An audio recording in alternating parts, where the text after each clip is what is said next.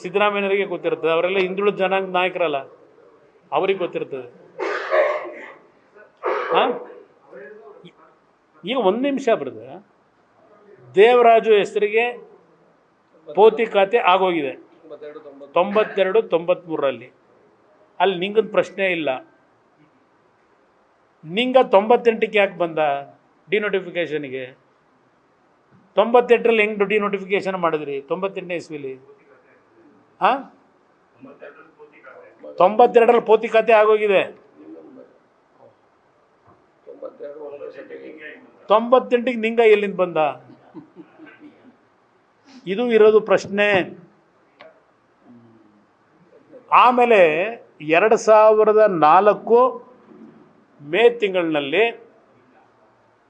ದೇವರಾಜು ಹೆಸರಿಗೆ ಮ್ಯೂಟೇಷನ್ ಏನಿರುತ್ತೆ, ಅವರಿಂದ 2004 ಅಕ್ಟೋಬರ್ ತಿಂಗಳಿಗೆ ನಿಂಗೆಂದಿಲ್ಲ, ನಿಂಗೊಂದು ಪ್ರಶ್ನೆ ಇಲ್ಲ, ನಿಂಗೊಂದು ಬರೀ ಡಿನೋಟಿಫಿಕೇಶನಲ್ಲಿ ಇದೆ. 98ರಲ್ಲಿ ಡಿನೋಟಿಫಿಕೇಶನ್ ಆಗೋಯ್ತು. ಏನಣ್ಣ? ನಿಂಗ ಎನ್ ನಿಂಗ ಉರೂಫ್ ಜವರ ಡಾಕ್ಯುಮೆಂಟ್ ಕೊಡ್ತೀನಿ ಎಲ್ಲರಿಗೂ, ನಿಮಗೂ ತೊಂದರೆ. ಯಾಕೆಂದ್ರೆ ಕುಮಾರಸ್ವಾಮಿ ಹಿಟ್ ಅಂಡ್ ರನ್ನು ಏನೂ ಇರಲ್ಲ ಅಂತಾರೆ, ಅದು ಬೇಕಾದ್ರೆ ಕೊಡೋಣಂತೆ. ಇಲ್ಲಿ ಪ್ರಶ್ನೆ 2004 5ನೇ ತಿಂಗಳಲ್ಲಿ ದೇವರಾಜು ಬಂದ ಕೂರ್ಸೋದ್ರಲ್ಲಿ 2004 ಅಕ್ಟೋಬರ್ ತಿಂಗಳಿಗೆ ಯಾರು ಮಾಲಿಂಗ ಸ್ವಾಮಿನೋ ಮಾದೇಶ್ವರದಿಂದ ಸ್ವಾಮೀಜಿ ಮಲ್ಲಿಕಾರ್ಜುನ ಸ್ವಾಮಿ ಅವರು ಖರೀದಿ ಮಾಡ್ತಾರೆ. ಈಗಾಗಲೇ ಇದು ಪ್ಲ್ಯಾನಿಂಗ್ 2004 ಅಕ್ಟೋಬರಲ್ಲಿ ಖರೀದಿ ಮಾಡಿದ್ರು. ಖರೀದಿ ಲೆಟ್ರು ಇದೆಯಲ್ಲ, ಅದು ತೋರಿಸ್ಬೋದು. ದೇವರಾಜು ಹೆಂಡತಿ ನಿಂಗ ಇಲ್ಲ, ಅಲ್ಲಿ ನಿಂಗನ ಹೆಸರು ಡಿನೋಟಿಫಿಕೇಶನ್ ಆಗಿದೆ. ದೇವರಾಜು ಇಂದ ಖರೀದಿ ಮಾಡಿದ್ರು ಅದೇ ಲ್ಯಾಂಡ್ನ. 22/5/2004 ಮುಟೇಶನ್ದು ಖರೀದಿ ಮಾಡಿದ್ದು ತೆಗೋಣ ಅಲ್ಲ, ಮುಂದೆ ಹಂಗೆ ಖರೀದಿ ಹಂಗೆ ಮುಂದ್ಕೋ ಒಂದು 8 ಪೇಜ್ ಮುಂದ್ಕೋ.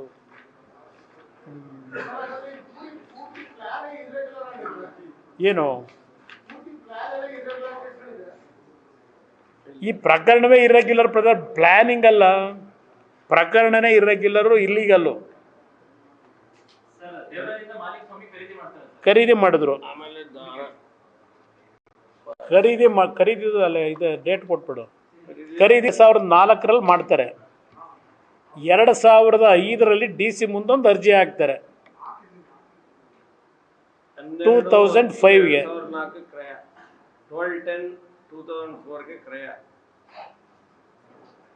12 ಅಕ್ಟೋಬರ್ 2004ರಲ್ಲಿ ಖರೀದಿ ಆಯಿತು. ಆಮೇಲಿಂದ DC ಮುಂದೆ ಒಂದು ಅರ್ಜಿ ಹಾಕ್ತಾರೆ 2005ಕ್ಕೆ.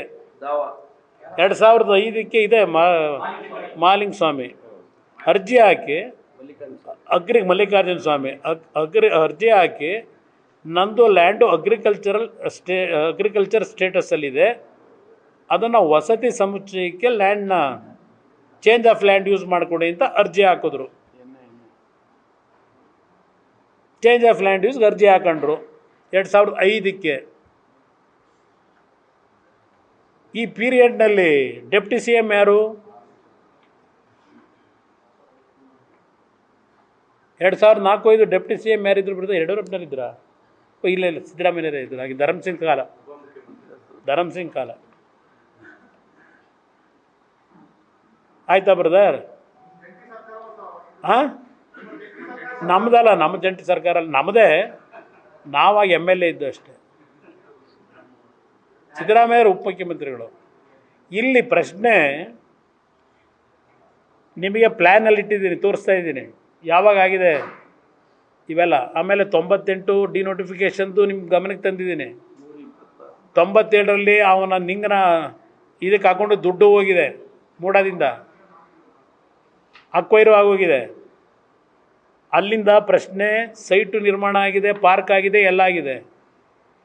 ಆ ಡಿ ಸಿ ಇದನ್ನಲ್ಲ, ಇಲ್ಲ ನಿಮ್ಮ ಮೂಡಾಧಾರ ಇರಲಿ, ಆ ಪ್ರಾಪರ್ಟಿ ನಮಗೆ ಸೇರಿಲ್ಲ ಅಂತೇಳಿ ಏನಾದರೂ ಮಾಹಿತಿ ಅವರಿಗೆ ಕೊಟ್ರ, ಕೊಂಡ್ಕೋಬೇಡಿ ಇದನ್ನು ಮೂಡಾದಲ್ಲಿದೆ ಅಂತ ಹೇಳಿದ್ರ, ಅಕ್ವೈರೆ ಅರ್ಜಿ ಹಾಕಿದಾಗ ಆ ಅರ್ಜಿನ ಇವ್ರು ಕನ್ಸಿಡರ್ ಮಾಡಬೇಕಾದ್ರೆ ಆ ಜಾಗದ್ದು ಸರ್ವೆ ಏನಾದರೂ ಮಾಡಿದ್ರ ಅಧಿಕಾರಿಗಳು ಹೋಗಿ,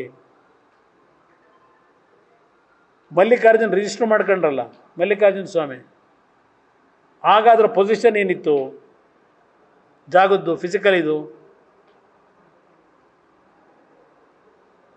ಇವರು ಎನ್ ಒ ಸಿನ ಕೊಟ್ಟರಲ್ಲ, ಅದೆಂಥದ್ದು ನಿಮ್ಮ ಚೇಂಜ್ ಆಫ್ ಲ್ಯಾಂಡ್ ಯೂಸ್ ಮಾಡಿಕೊಟ್ರಲ್ಲ ಡಿ ಸಿ, ಆಗ ಸ್ಪಾಟ್ ಇನ್ಸ್ಪೆಕ್ಷನ್ ಮಾಡಿದಾರೆ ಯಾರು?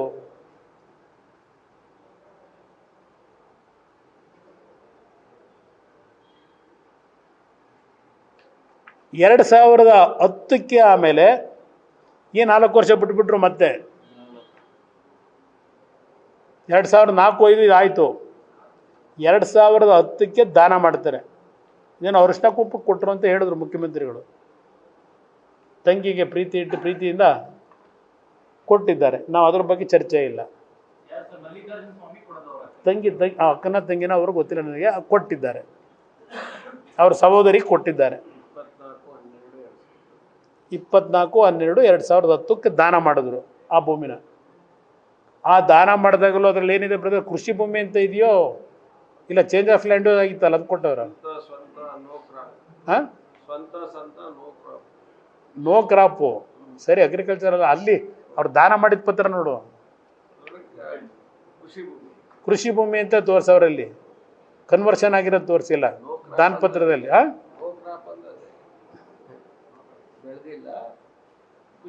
ಇದು ಆಗಿರೋದು ಬ್ರದರ್.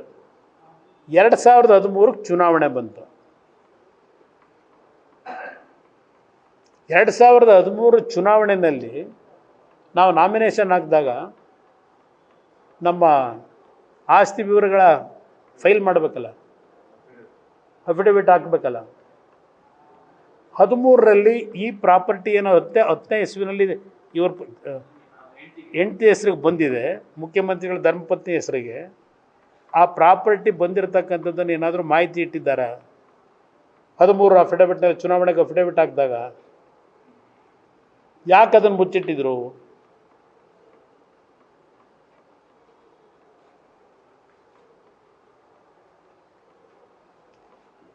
ಮತ್ತೆ 3 ವರ್ಷ ಏನು ಚರ್ಚೆ ಇಲ್ಲ ಅದ್ರ ಬಗ್ಗೆ, ದಾನ ತಗೊಂಡ್ರು. 2014ಕ್ಕೆ ಮೂಡಾಗ ಒಂದು ಲೆಟ್ರ್ ಬರೀತಾರೆ, ನನ್ನ ಜಾಗದಲ್ಲಿ ನಾನು ಖರೀದಿ ಮಾಡಿದಂಥ ಭೂಮಿ ಅಂತಾರೆ. ಇಲ್ಲಿ ದಾನ ತಗೊಂಡಿರೋದು ಅಂದರೆ ಅವರ ಅಣ್ಣ ಖರೀದಿ ಮಾಡಿರೋದು ಇನ್ನೆಲ್ಲ ಹೇಳ್ಕೊಂಡಿರ್ಬೋದು. ನನ್ನ ಖರೀದಿ ಭೂಮಿನಲ್ಲಿ ನೀವು ಅತಿಕ್ರಮಣ ಮಾಡಿ ಸೈಟೆಲ್ಲ ನಿರ್ಮಾಣ ಮಾಡ್ಕೊಂಬಿಟ್ಟಿದ್ದೀರಿ, ನನಗೆ 3 ಎಕರೆ 16 ಗುಂಟೆ ಬೇರೆ ಜಾಗ ಕೊಡಿ ಅಂತ ಕೇಳ್ತಾರೆ, ಅರ್ಜಿ ಹಾಕ್ತಾರೆ. ಹಾಗೆ ಅವ್ರ ಮುಖ್ಯಮಂತ್ರಿಗಳು, ರಾಜ್ಯದ ಮುಖ್ಯಮಂತ್ರಿಗಳು ಈ ಅರ್ಜಿ ಮೂಡಕ್ಕೆ ಕೊಟ್ಟಾಗ 2017ರವರೆಗೂ ಮತ್ತದು ಹಂಗೆ ಇರ್ತದೆ. 17ಕ್ಕೆ ಒಬ್ಬರು ಹೊಸ ಅಧ್ಯಕ್ಷರು ಬರ್ತಾರೆ, ಧ್ರುವ್ ಕುಮಾರ್ ಯಾರೋ ಅಧ್ಯಕ್ಷರು ಬಂದರು. ಆಗ ಒಂದು ಕಮಿಟಿ ಫಾರಮ್ ಆಯ್ತಲ್ಲಿ ಮೂಡಾದಲ್ಲಿ, ಅಲ್ಲಿ ಹಲವಾರು ಸೇರಿ ಇದು ಅದಿರಲಿ.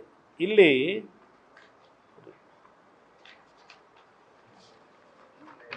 ಇಲ್ಲ ಕೊಡಿ, ಇಲ್ಲ